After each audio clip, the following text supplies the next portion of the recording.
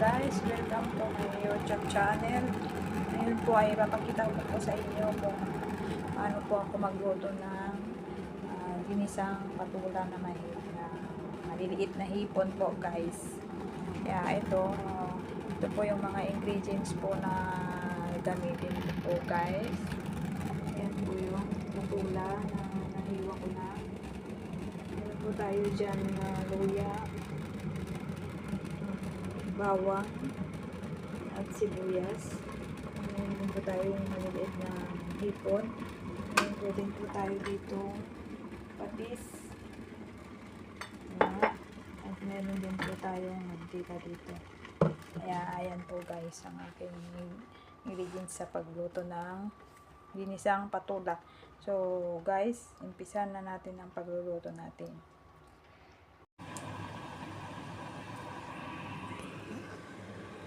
Ayan guys, uminit na yung ating pan. Lagyan na natin ng mantika yung ating pan. So, hintayin natin uminit. Ayan, pag uminit na po siya guys, lagay na natin yung ating luya.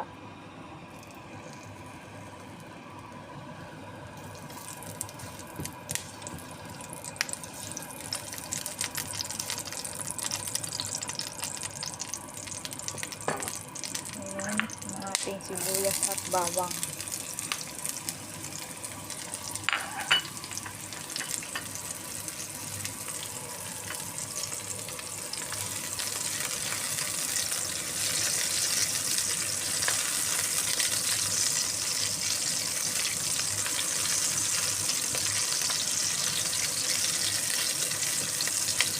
Ayan po guys, anuhin lang po nating maigi hanggang mag golden brown po yung ating ricado.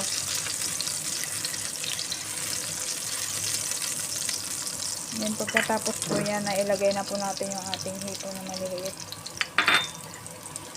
Stir fry din po natin yan, ilisa din natin siya together with the ating ricado.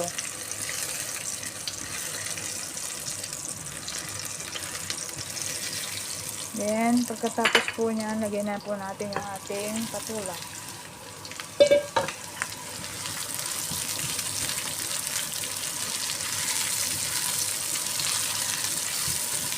Bango guys yung hipon.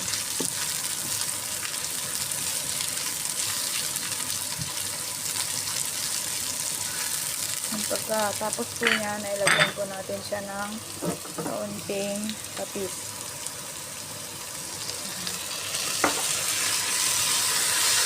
Masarap po kasi ang patis na pangtimpla po dito sa ganito po.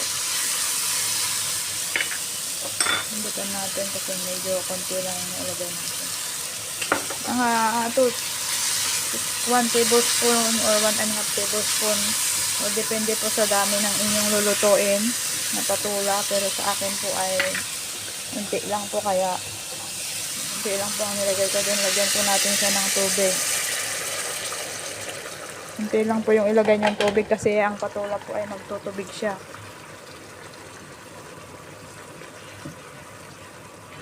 Ayan. Then, hayaan lang natin siyang kumulo guys. Ayan. Then, naglagay din po ako ng konting magic sarap.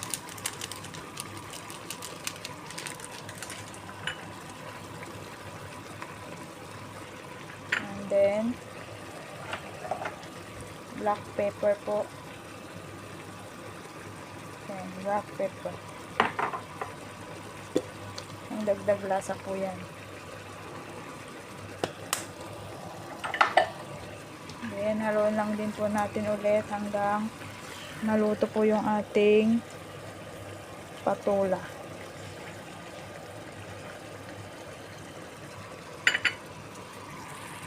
Then, tikman natin kung okay na ba yung lasa ng ating patula. Ayan. Okay na siya guys. So, hintayin lang natin maluto yung patula. Ayan lang natin siya.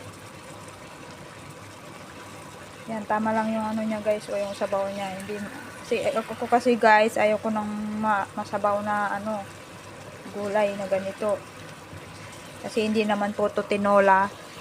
Kaya hindi po natin lalagyan ng maraming tubig. Saka magtutubig po ang patula. Kaya wag po kayong maglagay ng maraming tubig pag nagkisa kayo ng patula dahil magtutubig po yan. Usually po lahat ng mga vegetable ay magtutubig po yan pagka iyong niluto po yan. So ayan na guys, luto na po yung ating.